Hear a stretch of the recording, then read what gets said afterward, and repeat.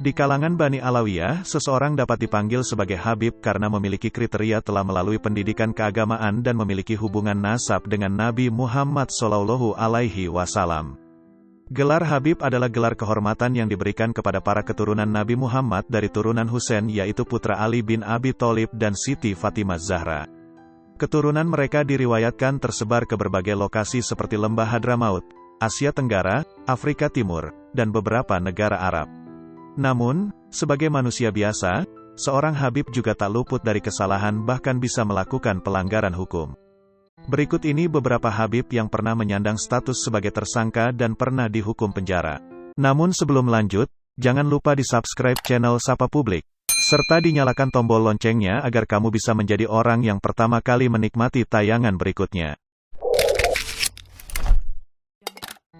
Habib Rizik Syihab. Sejak sosoknya muncul di tahun 1998 saat mendirikan Front Pembela Islam atau FPI, Habib Rizik Syihab menjadi kontroversi. Lelaki yang kerap memakai jubah dan sorban putih itu beberapa kali menjadi tersangka di kepolisian. Pertama, tersangka demo anti Amerika Serikat tahun 2001. Pada tahun 2001, Habib Rizik Syihab ditetapkan sebagai tersangka atas aksi demonstrasi anti Amerika Serikat di sekitar Kedubes AS di Jalan Merdeka Selatan. Aksi demonstrasi itu digelar pada tanggal 15 Oktober tahun 2001. Habib Rizik Syihab ditetapkan sebagai tersangka karena diduga telah menghasut, menghina, serta menyebarkan kebencian kepada pemerintah dan kepolisian. Ia juga dianggap melanggar Undang-Undang Nomor 9 Tahun 1998 tentang penyampaian pendapat di muka umum, yakni menggelar aksi demo saat hari libur. Kedua, Habib Rizik menjadi tersangka kasus penghasutan. Kasus ini bermula ketika sweeping FPI di tempat hiburan malam. Habib Rizik menuding ada pejabat yang melindungi para pengusaha tempat hiburan malam itu. Habib Rizik Syihab ditahan karena dianggap menghina kepolisian negara Republik Indonesia lewat dialog di stasiun televisi SCTV dan Trans TV. Kasus ini bergulir dan masuk hingga persidangan. Ia divonis 7 bulan penjara oleh Majelis Hakim Pengadilan Negeri Jakarta Pusat pada tanggal 29 Juli tahun 2003. Ketiga, Habib Rizik kembali menjadi tersangka dalam kasus penghasutan pada 2008. Hasutan ini terkait dengan insiden bentrokan massa FPI dengan Aliansi Kebangsaan untuk Kebebasan Beragama dan Berkeyakinan, AKKBB, pada tanggal 1 Juni tahun 2008. Insiden itu bermula ketika AKKBB memperingati Hari Lahir Pancasila di Monas. Kemudian, massa AKKBB diserang oleh massa beratribut Front Pembela Islam dan beberapa organisasi masyarakat lain. Aksi kekerasan itu mengakibatkan peringatan Hari Kelahiran Pancasila di kawasan Monas harus dibubarkan. Setidaknya tercatat 12 orang peserta AKKBB terluka akibat kekerasan yang dilakukan FPI. Kali ini Habib Rizik divonis 1,5 tahun penjara. Keempat, kasus chat mesum di tahun 2018.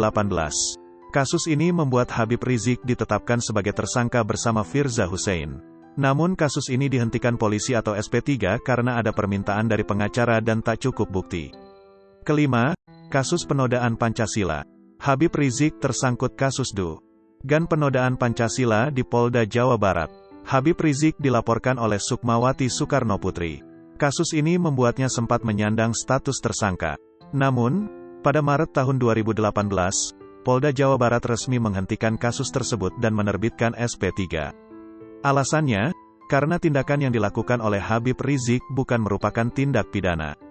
Keenam, kasus kerumunan massa di pernikahan anaknya di Petamburan, Jakarta Pusat. Pasca kepulangannya dari Arab Saudi, Habib Rizik Syihab kembali tersandung kasus hukum. Dia ditetapkan sebagai tersangka kerumunan massa setelah menggelar acara pernikahan putrinya di tengah pandemi COVID-19. Untuk kasus kerumunan Petamburan, Habib Rizik Syihab divonis 8 bulan penjara oleh Majelis Hakim di Pengadilan Jakarta Timur. Habib Rizik dinyatakan terbukti melakukan pelanggaran terkait kerumunan di Petamburan, Jakarta Pusat yang dianggap melanggar aturan mengenai pandemi COVID-19 terkait acara Maulid Nabi Muhammad dan pernikahan putrinya. Kemudian Habib Rizik juga terjerat dalam 2 kasus lainnya. Kasus tersebut adalah kasus kerumunan di Megamendung, Jawa Barat dan kasus tes swab Rumah Sakit Umi Bogor. Dalam kasus kerumunan Megamendung, hakim telah menjatuhkan vonis denda Rp20 juta subsidiar 5 bulan. Dia dinyatakan terbukti tidak patuh protokol kesehatan dan menghalang-halangi petugas COVID-19 saat mendatangi pondok pesantren miliknya di kawasan Megamendung, Kabupaten Bogor. Sementara dalam kasus tes swab Rumah Sakit Umi Bogor, Habib Rizik divonis 4 tahun penjara. Vonis ini paling berat dibandingkan dengan vonis kasus kerumunan di Petamburan dan Megamendung. Habib Rizik kemudian mengajukan banding atas vonis tersebut. Habib Bahar bin Smith. Pada tanggal 5 Desember tahun 2018, Bahar bin Smith atau sering dikenal sebagai Habib Bahar bin Smith dilaporkan ke polisi atas perbuatan penganiayaan terhadap 2 remaja. Peristiwa penganiayaan itu direkam dengan menggunakan telepon seluler, kemudian diunggah ke YouTube. Rekaman ini kemudian dijadikan salah satu barang bukti oleh polisi. Saat direkam, korban dalam kondisi babak belur dengan luka memar dan terlihat banyak darah di wajahnya.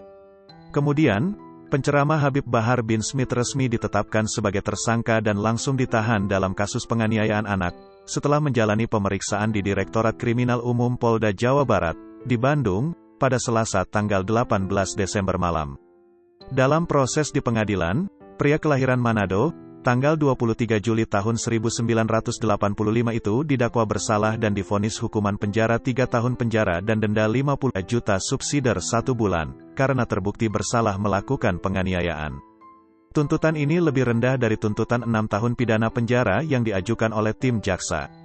Pada tanggal 16 Mei tahun 2020, Habib Bahar bin Smith dibebaskan lebih awal berkat program pembebasan bersyarat asimilasi yang diselenggarakan oleh Kementerian Hukum dan HAM.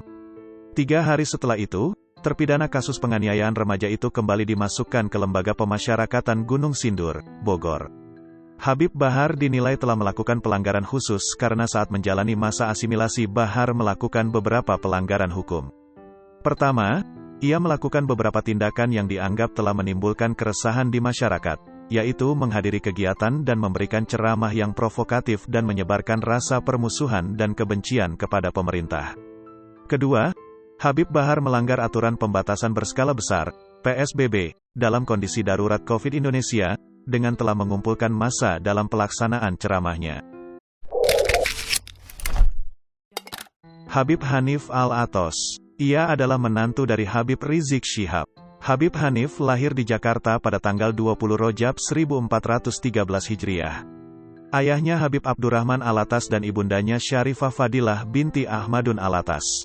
Keduanya asli orang Petamburan, Jakarta Pusat. Habib Hanif Alatas adalah putra pertama dari 4 bersaudara.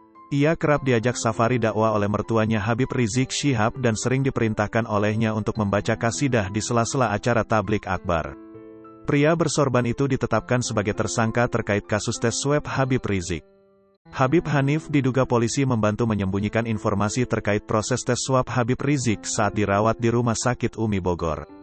Untuk diketahui, kasus Rumah Sakit Umi terkait tes swab Habib Rizik bermula saat Andi Tatat dilaporkan ke polisi. Andi Tatat dilaporkan karena dinilai menghalang-halangi upaya Satgas COVID-19 melakukan swab tes terhadap Habib Rizik. Saat Satgas hendak melakukan tes swab, Habib Rizik sedang menjalani perawatan di Rumah Sakit Umi Bogor. Atas tindakannya itu, Habib Hanif Alatos dijadikan tersangka dan ditahan di Rum Tahanan Bareskrim Polri pada tanggal 8 Februari tahun 2021. Penahanannya dilakukan di rutan untuk masa waktu selama 20 hari terhitung sejak tanggal 8 Februari tahun 2021 sampai dengan tanggal 27 Februari tahun 2021. Ia ditempatkan di rutan Salemba Cabang Bareskrim Mabes, Jakarta Selatan. Hingga saat ini kasusnya masih menunggu untuk disidangkan di pengadilan. Habib Novel Bamukmin. Novel Bamukmin atau yang biasa disebut Habib Novel Bamukmin resmi ditahan Polda Metro Jaya pada tanggal 3 Oktober tahun 2014. Sebelumnya Habib Novel berstatus buron setelah Polda Metro Jaya memasukkan namanya dalam daftar pencarian orang. Dia masuk DPO sebagai imbas dari aksi demo anarkis yang dilakukan massa Front Pembela Islam, FPI, pada Jumat tanggal 3 Oktober tahun 2014. Pada saat itu, massa FPI menggelar demo di depan gedung DPRD dan Balai Kota DKI Jakarta, yang kemudian melukai 11 anggota polisi. Mereka demo untuk menolak Basuki Cahayapurnama atau Ahok menjadi Gubernur DKI Jakarta. Habib Novel bersama 21 orang lainnya menjadi tersangka kasus demonstrasi anarkis di DPRD DKI dan juga di kantor Gubernur DKI. Sejumlah kendaraan dan bangunan mengalami kerusakan.